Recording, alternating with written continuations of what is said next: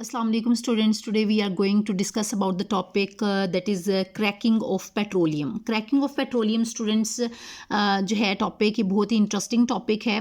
इसको जो है इस टॉपिक को जो है बहुत ज़्यादा इम्पॉर्टेंट भी है और इंटरेस्टिंग भी है. इसके अलावा जो है क्रैकिंग को हम पायरोलिसिस भी कहते हैं. तो क्रैकिंग ऑफ पेट्रोलियम आपसे कहा जाए कि क्रैकिंग ऑफ पेट्रोलियम को एक्सप्लेन करें या पायरोलिसिस जो है अक्सर जगह पर जो है वो अक्सर बुक्स में आप देखेंगे कि लिखा होता है पायरोलिसिस ऑफ पेट्रोलियम या क्रैकिंग ऑफ पेट्रोलियम. तो दोनों टर्म्स यूज़ की जाती हैं जिनका सेम ही मीनिंग है. ठीक है, तो बेसिकली वर्ड ही इंडिकेट कर रहा है. स्टूडेंट्स अगर आप देखें इस टॉपिक को तो ये वर्ड जो लिखा हुआ है क्रैकिंग ऑफ पेट्रोलियम, तो क्रैक का मतलब क्या होता है? ब्रेक डाउन होना यानी कि टूटना. ठीक है, तो यानी कि किसी भी चीज़ का टूटने को हम क्या कहते हैं? क्रैक कहते हैं. तो होता क्या है कि क्रैकिंग ऑफ पेट्रोलियम जो है वो उसमें इसका मतलब क्या हुआ कि पेट्रोलियम का ब्रेक डाउन होना. ठीक है, तो इसको इन शॉर्ट मैंने आसानी के लिए बच्चों को ताकि आसानी से समझ आ जाए तो मैंने इसको ना एक शॉर्ट वे में मैं स्टूडेंट्स को हमेशा एक्सप्लेन करती हूँ इस टॉपिक को कि जो हमारे पास हायर हाइड्रोकार्बन्स होते हैं. ठीक है, जब हम उनको हायर हाइड्रोकार्बन्स को हम ब्रेक डाउन करते हैं तो ब्रेक डाउन करने के बाद जो है हायर हाइड्रोकार्बन्स किस में कन्वर्ट हो जाते हैं? लोअर हाइड्रोकार्बन्स में. ठीक है, तो higher hydrocarbons having high boiling point, उनका बॉइलिंग पॉइंट क्या होता है? ज़्यादा होता है.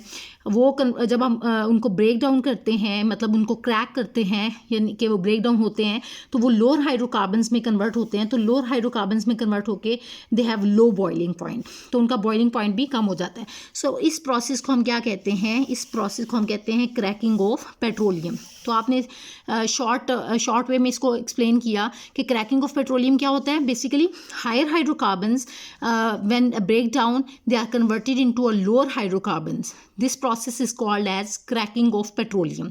या आप इस तरह से भी आप इसको एक्सप्लेन करते हैं कि higher hydrocarbons breaking down of higher hydrocarbons having high boiling point into a variety of lower hydrocarbons having low boiling point. This process is called as cracking of petroleum and pyrolysis. तो ये statement students ये जो statement है इतनी बड़ी ये जो मैंने लिखी हुई है इसको मैंने शॉर्ट वे में जो है ना इस रिएक्शन के थ्रू समझाने की कोशिश की है. तो अब हम इस स्टेटमेंट को भी पढ़ लेते हैं जो कि मैंने यहाँ पर मेंशन की हुई है कि it is defined as the breaking of higher hydrocarbons having high boiling point into a variety of lower hydrocarbons having low boiling point. यानी कि जैसे यहाँ पर मैंने मेंशन किया कि विच आर मोर वोलेटाइल. तो स्टूडेंट्स वोलेटाइल का क्या मतलब है इसको भी मैं यहाँ पर एक्सप्लेन कर देती हूँ कि आपने एक बात याद रखनी है कि जो आपके पास हाई बॉइलिंग पॉइंट है, जैसे हायर हाइड्रोकार्बन्स इनका बॉइलिंग पॉइंट हाई है. ठीक है, इनको हम लो बॉइलिंग पॉइंट हाइड्रोकार्बन्स में कन्वर्ट कर रहे हैं. तो इसका मतलब क्या है कि हमने कहा कि मोर वोलेटाइल, लो बॉइलिंग जो होते हैं मोर वोलेटाइल, जो मोर वोलेटाइल होते हैं वो क्या होते हैं? फ़ौरन से एवेपोरेट आउट हो जाते हैं. क्या होता है? जो फ़ौरन से भाप बन के उड़ जाते हैं. अब आप देखें कि जो जल्दी से उड़ जाते हैं, ठीक है, तो इसका मतलब यही हुआ ना कि वो जल्दी से उड़ गए हैं मतलब कम बॉयल हुए हैं. ठीक है, लो बॉयल हैं. ठीक है, बॉइलिंग पॉइंट उनका कम है तभी जल्दी बॉयल हो गए हैं. लेकिन जो आपके पास हायर हाइड्रोकार्बन्स होते हैं तो उनका बॉइलिंग पॉइंट जो होता है वो हाई होता है, मतलब ज़्यादा देर लगेगी उसको बॉयल होने. ठीक है, मतलब वो क्या होते हैं? लेस वोलेटाइल होते हैं. ठीक है, ये बात याद रखनी है. तो आपने एक पॉइंट याद रखना है कि जितना ज़्यादा, ये मैं यहाँ पॉइंट लिख देती हूँ कि वोलेटाइल होगा कोई भी कंपाउंड मोर वोलेटाइल तो उसकी बॉइलिंग पॉइंट क्या होगा? कम होगा. बॉइलिंग पॉइंट क्या होगा? कम होगा. मोर वोलेटाइल है तो बॉइलिंग पॉइंट लो होगा, मतलब वो जल्दी इवेपोरेट आउट हो जाएगा. ठीक है, बॉइलिंग लो बॉइलिंग होगा, जल्दी इवेपोरेट हो जाएगा. सो इसको हम क्या कहते हैं? इस प्रोसेस को हम कहते हैं क्रैकिंग ऑफ पेट्रोलियम. तो इसको स्टूडेंट्स मैंने एक्सप्लेन किया एग्जांपल के थ्रू मैं इसको एक्सप्लेन कर देती हूँ. ये आपके पास जो है कंपाउंड है C16H34. ठीक है, तो ये स्टूडेंट्स आप देख रहे हैं कि हायर हाइड्रोकार्बन है जिसमें क्या है? 16 कार्बन मौजूद हैं और हाइड्रोजन जो है वो 34 है.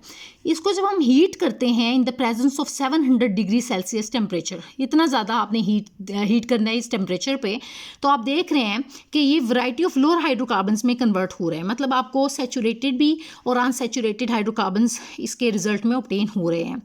ठीक है, तो स्टूडेंट्स ये आपका जो स्टार्ट में C16H34 है, इसको हम हेक्साडिकेन कहते हैं। तो ये बेसिकली किसमें कन्वर्ट हुआ, हेक्साडिकेन क्यों कह रहे हैं, क्योंकि डिकेन कहते हैं, डेका कहते हैं 10 को, और हेक्सा क्यों कहा, क्योंकि इसमें मजीद 6 कार्बन्स हैं, 16 हो गए, तो 10 + 6 कितने होते हैं, 16, ठीक है। तो हेक्साडिकेन इसीलिए हम इसको कह रहे हैं। तो इसको जब हम हीट करते हैं 700 डिग्री सेल्सियस टेम्परेचर दे रहे हैं, तो ये किसमें कन्वर्ट हो रहा है, लोअर हाइड्रोकार्बन्स में। एक तो आपको C7H16 मिल रहा है जिसको हम हेप्टेन कहते हैं। हेप्टेन क्यों कहते हैं, क्योंकि इसके अंदर 7 कार्बन्स हैं, ठीक है। सेकंड जो है आपको क्या मिल रही है, इसके रिजल्ट में इथीन मिल रही है। और थर्ड जो है आपको लोअर हाइड्रोकार्बन कौन सा मिल रहा है, प्रोपीन। प्रोपीन क्यों कह रहे हैं, क्योंकि इसके अंदर 3 कार्बन्स हैं, पहली बात। दूसरा ये कि ईन क्यों कह रहे हैं, क्योंकि डबल बॉन्ड मौजूद है। इसी तरह इथीन, इसको ईन क्यों कहा, क्योंकि डबल बॉन्ड मौजूद है। इसको एन क्यों कहा, क्योंकि सिंगल बॉन्ड है। ये सारे ये सैचुरेटेड है, ये दोनों जो हैं ये क्या हैं, अनसैचुरेटेड हाइड्रोकार्बन्स हैं। तो मैंने यही कहा कि आप जब क्रैकिंग प्रोसेस है, इसमें क्या होता है कि आप हायर हाइड्रोकार्बन्स को कन्वर्ट करते हैं लोअर हाइड्रोकार्बन्स में, ठीक है। तो इस प्रोसेस को हम क्या कहते हैं, क्रैकिंग ऑफ पेट्रोलियम कहते हैं, या सिंपल क्रैकिंग भी कहा जाता है, ठीक है। तो होप्स हो कि स्टूडेंट्स ये पॉइंट जो है आपको क्लियर हो गया होगा कि क्रैकिंग क्या होती है, और इसकी एग्जांपल भी समझ आ गई होगी। इससे नेक्स्ट जो है हमारा टॉपिक है वो है टाइप्स ऑफ क्रैकिंग।